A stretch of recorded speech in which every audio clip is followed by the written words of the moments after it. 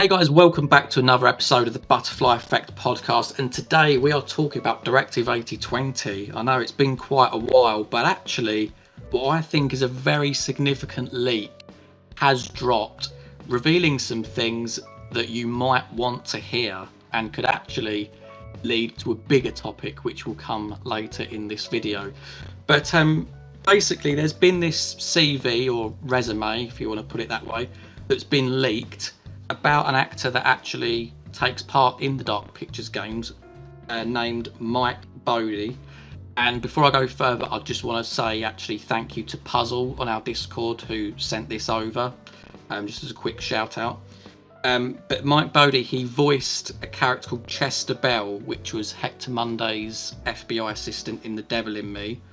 Also the groundskeeper, and he also played as the animatronic that got stabbed. You know, that bit where Charlie can stand on the lever thing and then, you know, it can get stabbed that way. But let's get into the details. So we'll pop it up on screen now. So what have we got? We can see on the left there NDA D82, and it's basically revealing all of these games that are coming out in 2025, which I'm pretty sure we could imagine it would come out in 2025, but it would suggest that nonetheless that is the release date for Directive 8020 and all of these other games as well.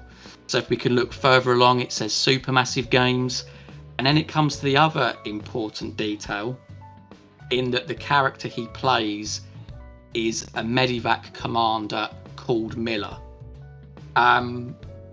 Which I think is very, very significant, and I'll move on to that now.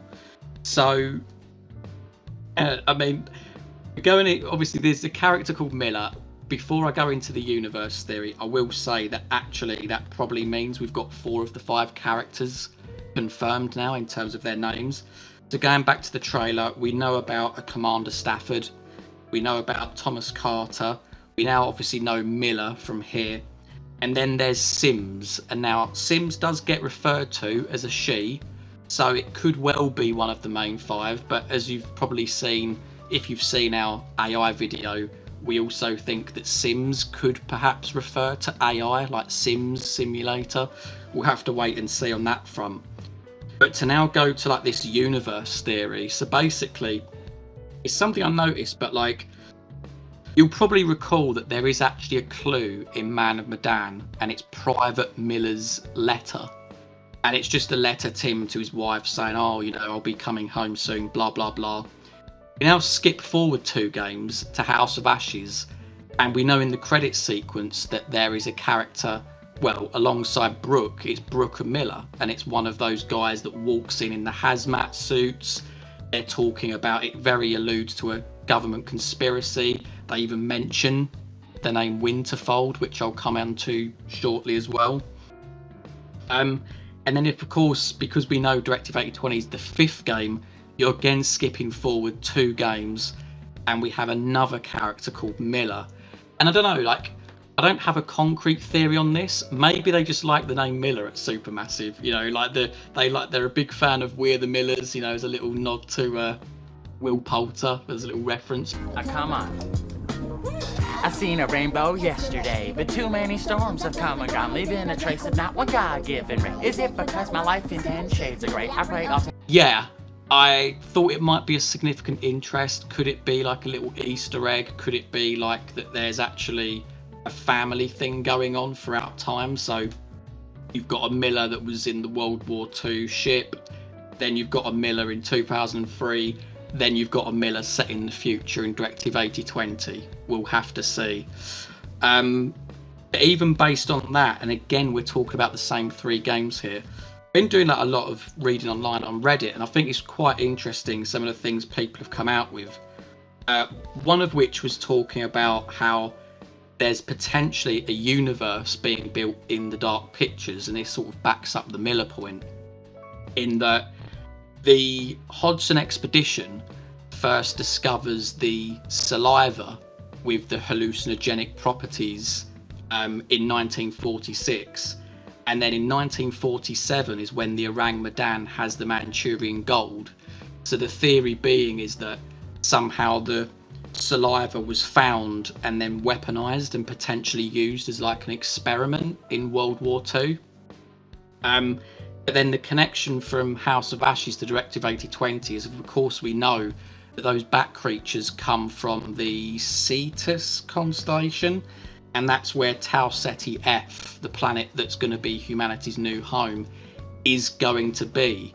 So there is like a very clear link between those three games, and if you add the Miller thing on top of that, admittedly, like I say, it could be a stretch, but there's something that, you know, for us fans to chew on, that perhaps we could actually be getting a universe story going on.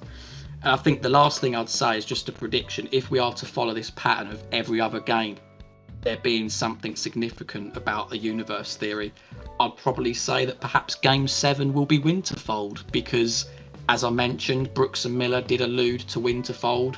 They said that, you know, I quote, at least this one was localized for House of Ashes, so maybe the outbreak in Winterfold is a lot worse. And they also mention the controlling the flow of information. So if you're thinking about the end of Medan, it could be conceived as a government conspiracy, you know, especially get the ending where all the characters get killed. Certainly the end of House of Ashes, it's seen as a government conspiracy. So maybe we need to look at Directive 8020 a lot more closely, because perhaps there's something we can mine further there. Oh, take a breath, Jack, take a breath. You're doing well. Yeah, no, that's honestly all I've got to say, mate. I know you've heard this already, but maybe share to the fans, you know, what your first thoughts on all of that are, whether it's the release date, the universe theory, the character names, any of it. Nah, I love the amount of research you've put into that. It's clearly like, it's very sound, and it's one I buy into as well. Like, we've seen it throughout the DPA games, whether you pick up a book and, you know, like an author's reoccurring, or the fact that, you know, something really simple blaring out at me is like Eric and Rachel going to Little Hope to the diner, you know? So these games are clearly linked, and they're not only linked by the clues, but the fact that the curator is like storytelling each game. And one thing I would love to do after like season 2 is all said and done in the future is just put them all chronologically and kind of like really spell out the story of how they're all linked, like how like the aliens crashed on, like, you know, the Earth and gave them that kind of like hallucinogenic or the Manchurian gold thing, and then how that affected the ship. And then you can really like link all the games, and, you know, it really is fantastic. We always hear these murmurs that you're going to get like Salim's son kind of reoccur. Like, we've got a name drop for Zane, and it's like, oh, maybe Zane's going to be in one of the other games, potentially Intercession or Craven Man. But yeah, we'll really have to look out for that one.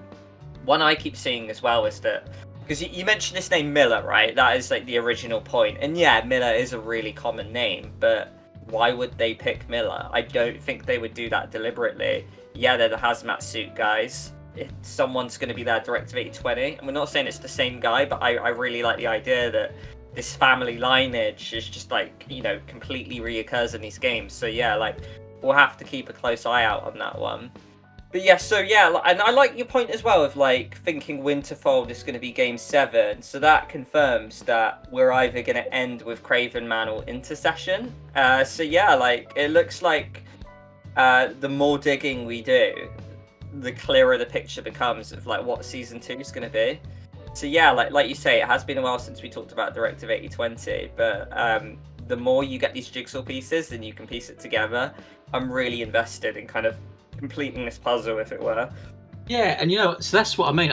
It feels like that this leak is very significant. I've not really seen any other YouTubers covering it, but I feel like it is generally well known. So honestly, guys, let us know in the comments what your thoughts on what I said were. You know, whether it's about the release date being next year, the universe theory with the Medan, House of Ashes and Directive 8020 thing, of course the name Miller, the Winterfold prediction as well, and yeah, just really sort of go to town and just tell us what you think on all of that, because it'll be really interesting to read. It was quite actually surprising to see some of the things that I read on Reddit earlier on as well.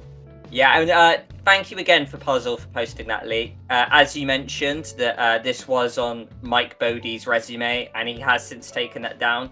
So if this video does very well, I also want to apologise to Mike Bodie that you've removed it and we've put it back up for the internet to see. If you get fired and you're not invited back for the next games, we do apologise, but the game is the game. Yeah, now I'm panicking. Don't panic. No, I am, because I'm going to lose my job. Hey, look, he's been busy. He must be well off. Yeah, he's going to be in Assassin's Creed 8, mate. It's fine. Look at that, all of them 2025. But yeah, there we go, guys. So yeah, like I say, drop your comments in the comments section and we'll look forward to reading and replying to them. And obviously, if you are finding us for the first time, do check out our Directive 8020 playlist if you love the Dark Pictures. Oh my god, you've got lots of videos to watch while we wait for more news on it. Hope you like the video and we will see you in the next one. See you guys in the future.